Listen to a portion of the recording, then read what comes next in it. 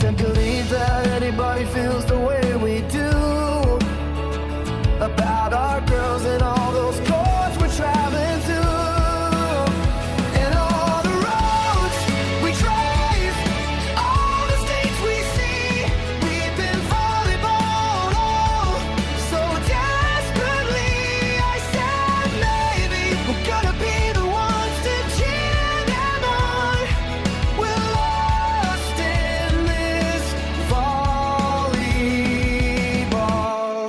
Chapter 20. This is Volleyball'd. I'm Carlos, And I'm Allison. and we're the Medinas. And I think the best way to put it is it's been a pretty crazy last 2 weeks. It's been a pretty crazy last 8 days. I mean, where do we start? Crazy is not the right word. The word is physically, emotionally, and mentally exhausted. That is what we are. And by the way, I don't know if you can hear my voice right now. I am not sick. This is after 10 days of being a volleyball mom plus a fresh coat of pollen. So sorry about the rasp. I got a little Demi Moore going on today. Well, I find it very attractive. Okay. Let's start right here. I'm not wearing the dress. You cannot buy me, sir. Well, let's start right here. So we are now getting to near the end of qualifying season. There's still the regional qualifiers that are coming up, but we were in the position where our 11-year-old and our 15-year-old playing 16s were over at Big South. As of a week ago, the 11-year-olds found a way to win the 11-year-old division, which, let's face it, I mean, when it's that young, they're just a dominant group. It was 18 teams. It was 18 teams. It was a small tournament for them. 2 days. They played great. They deserved it. It was awesome. But it was not as emotional as it probably would have been, even if we'd won some other bigger tournaments earlier this year. But it was an awesome win, and we were so proud and so excited. And she was like over the moon, which was so, so fun to see. And with only one bid available, they had finished second when they were in Orlando. They finished third when they were in Minneapolis. And they ran into some really great teams, which I can't wait for them to see again. But that was the scenario where, okay, now everybody's happy. Everybody's having a good time. Then it came around to our 15-year-old who had decided to change clubs, move to another smaller group, moving away from the club she had previously been at. And we have been so close a number of different times. We were right there in New Orleans, didn't work out. St. Louis, we had a heartbreaking Saturday where it was a really tough group, and the team that ended up beating us ended up moving on. And then when we were in Minneapolis, they were 6-0. They had to win one more match in order to get the bid, and they weren't able to do it. They lost in 3 to a really good Nebraska team. So everything came down to Atlanta and Big South. And these girls, it was fun. And now suddenly they are also heading to nationals. They won. They won the whole stinking thing. Like 87 teams. Who would have thunk it? It was crazy. It's just when you're not supposed to win and you do, it hits different, right? Like when you're not supposed to be the ones that end up on the podium at the end and you claw your way there and then you do it, it is so awesome. And I mean, the girls were crying. The parents, we were like scream crying. I don't even know the sounds coming out of my mouth on the video that I recorded. If you saw it on Instagram, my apologies. I don't know what that banshee was happening out of my vocal cords. Probably why I can't talk today. Our coaches were crying. Like, it was special. It was special. It was one of those moments. Yeah. The reason why, we always talk about the why as to when you get involved in this stuff and you spend the money that you do.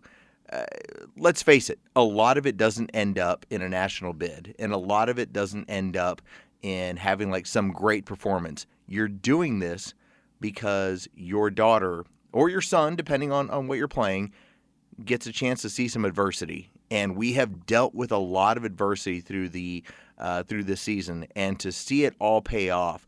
Our club, when it comes to the older kids, there's a lot of them that have never won a big tournament, and they have never gotten a chance to really be a qualifier at nationals. And to see those parents and the look on their faces and the tears and everything else, it was such a huge payoff to see how much work they put in and to see it all work out. Yeah, I mean, my daughter's been to USAV the last 4 years straight, but she still never expects it. It's still never like a given, right?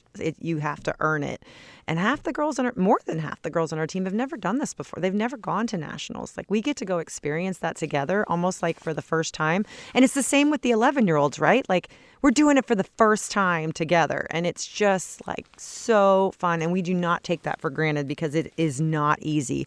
With the growth of the sport right now and as fast as people are coming onto the sport of volleyball and as good as some of these clubs you've never heard of are getting so quickly, it is so amazing to still be able to have the chance to compete at the very top level. It's just like really awe-inspiring, and it's exciting that maybe the last time ever, only time ever, that the Medina girls both qualified at Big South, and that's freaking awesome. And both won. They both won their division. That's amazing. They both ended up with gold medals, and again, it's baby steps. Like, I thought that one of the really cool things that I saw that was posted online when it came to the 11-year-olds.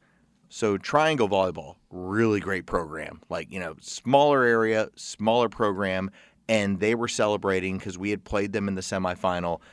They were celebrating the fact that they finished third at Big South.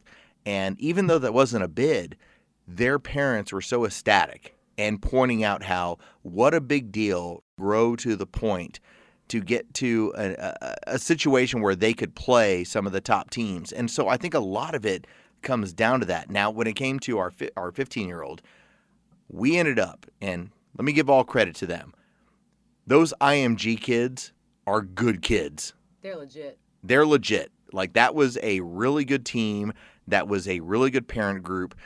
I know that IMG catches a lot of flack because, let's face it, if you send your child to Bradenton, Florida, and they're spending $70,000 to $90,000 depending on boarding, they're expected to win everything. And we played their 16-1 team.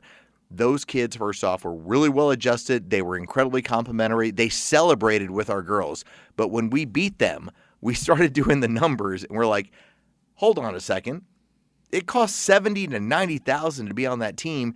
That's a $1 million team is what it costs to be there. So for our girls from our smaller club to get it done, I think it was a really great accomplishment.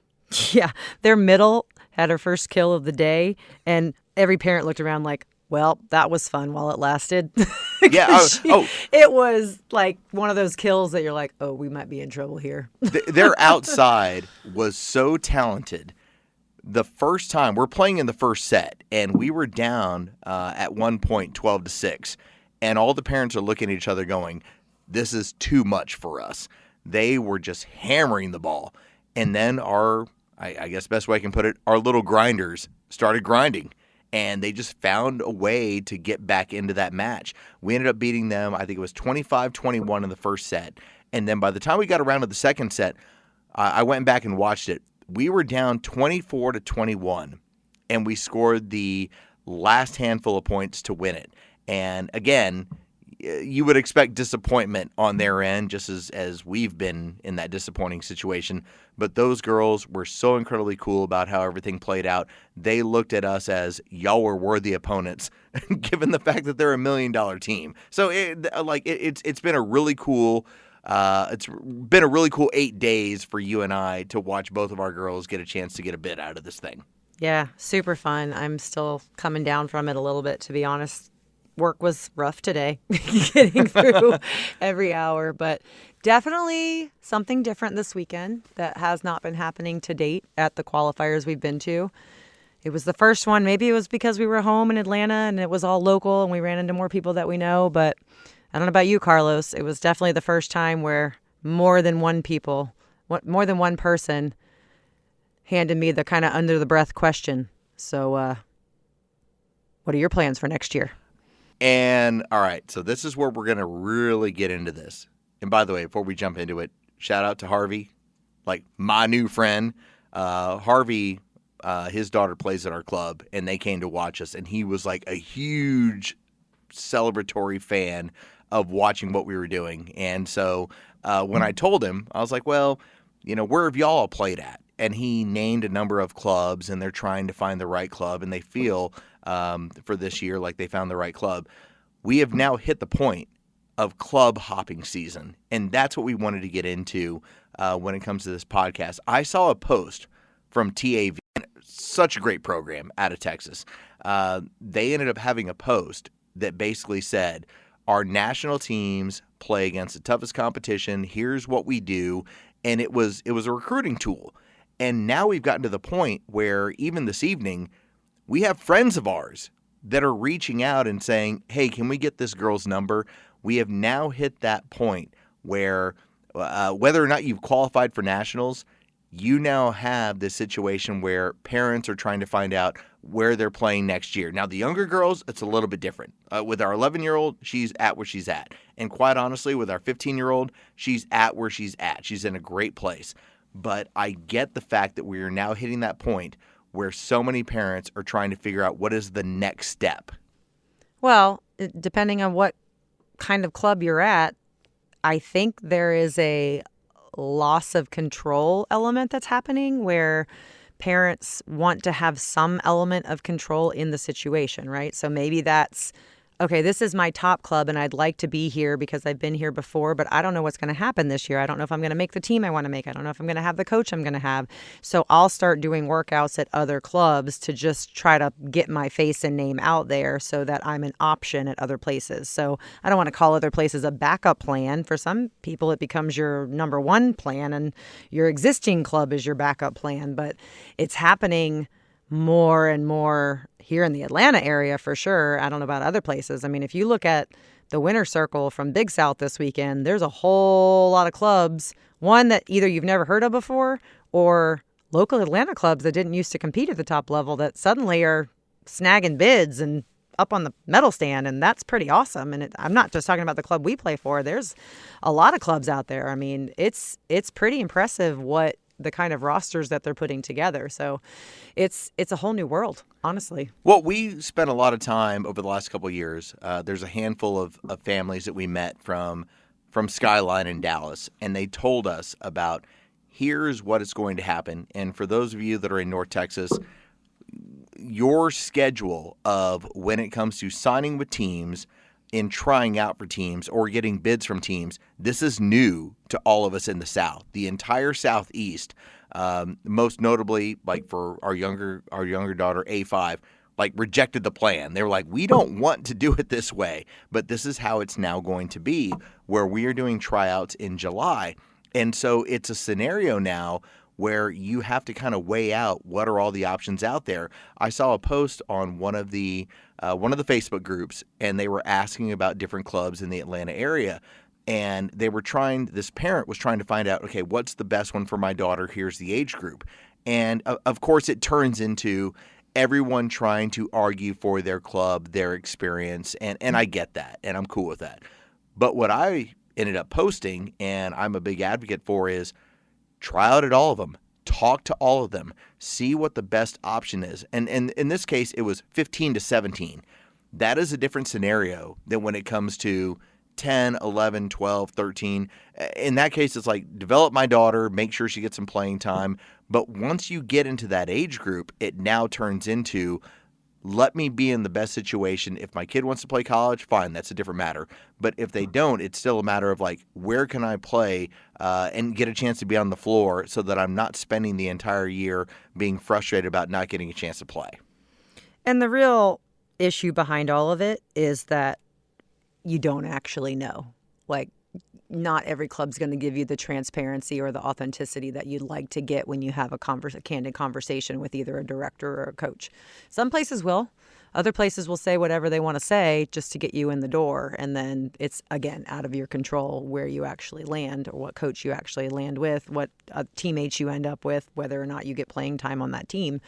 They can promise the world, doesn't mean it's going to happen. So it's really about doing your homework. I'll also say, I would not say A club is great, B club is terrible, C club is what. Like, every club has its ups and downs. Every club has its pros, its cons, its faults, and its perks, right? Like, you're going to get that no matter where you go. You just have to prioritize for yourself the kind of experience that you're looking for. Well, we had a conversation with some of our parents that we're playing with our older girls, and it's different with the younger. The younger, when it comes to my younger daughter, we have talked about, she's been on 11-1, and we have talked about if she's on 12-1, great. We also know the coach from 12-2 because we've had experience with that. That's Erin Flynn. You can check out her portion of the podcast from several months back. We don't mind if she's there. We know she's a quality coach. We know the coaching that she would get from that standpoint. But as the girls get older, one of the conversations that we were having with some of the parents as we started off Big South was, I know you might be looking for more, but your player right now is a starter playing a lot.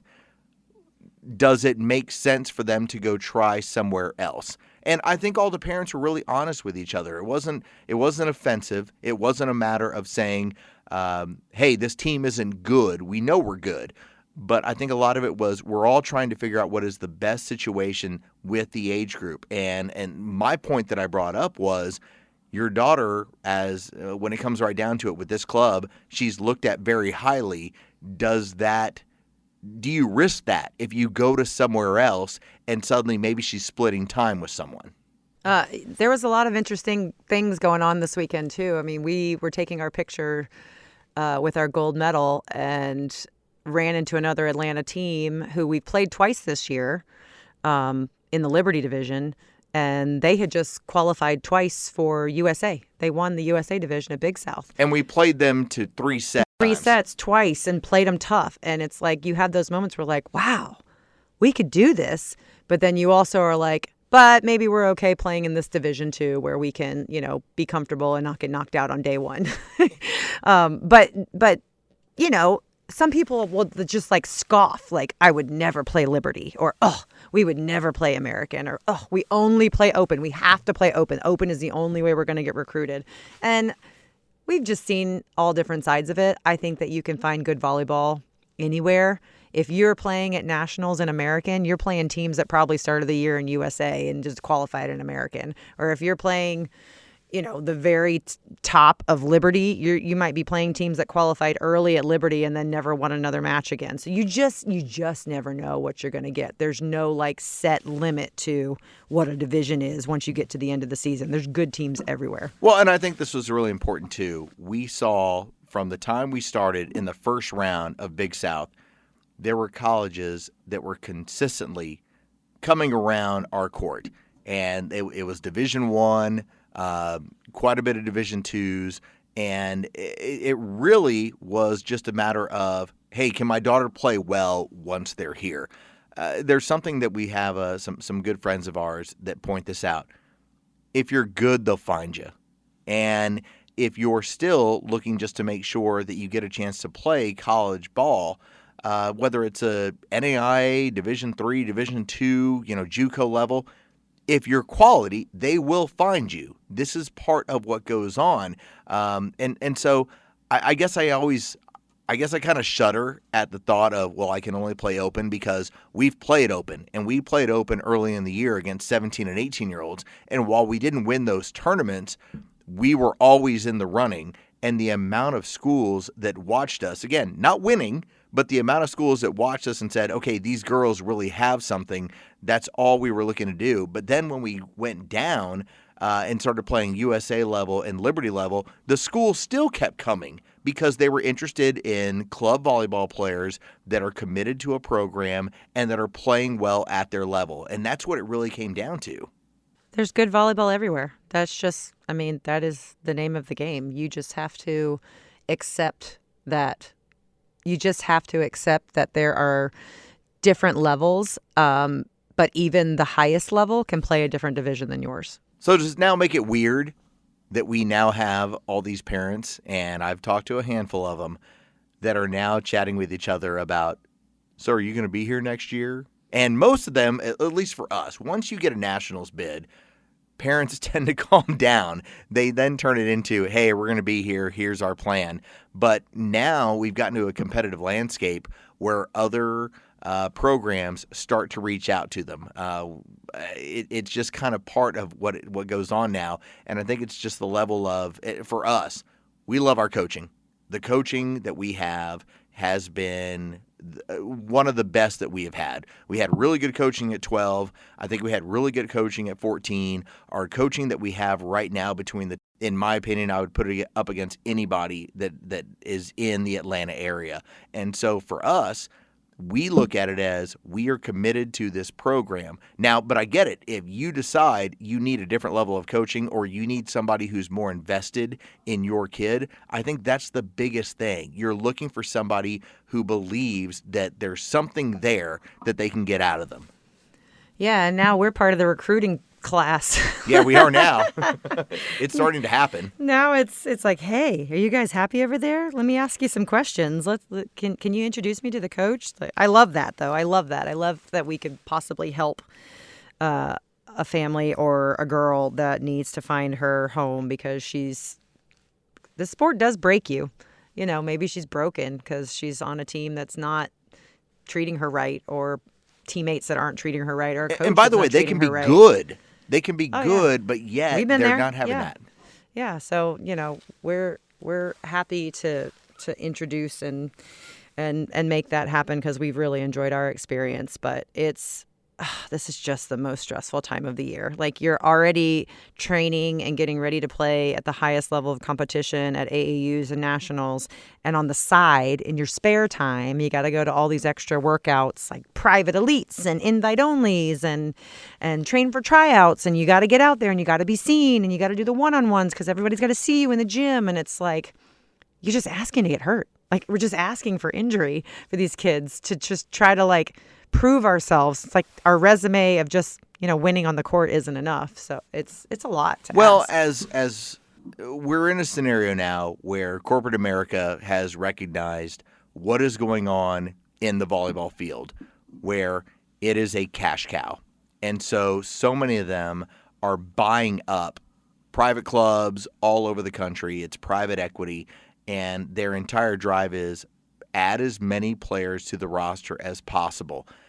There's something that gets lost there. Now, is that every team? Is that every club? No, not at all. But when you end up in a scenario where it's about the bottom line, sometimes they will talk about, hey, you got to be in here. They might already know what team you're going to play on, but they are driving, you got to be in here. You got to spend all the extra money. I think that's been kind of the interesting aspect for us that we have talked about with our coaching staff in that, hey, you already have a base of knowledge of who we are. And so, yeah, we're still going to do all that stuff. We're still going to do all the extra training. We're still do all the extra workouts, but we're not starting from ground zero.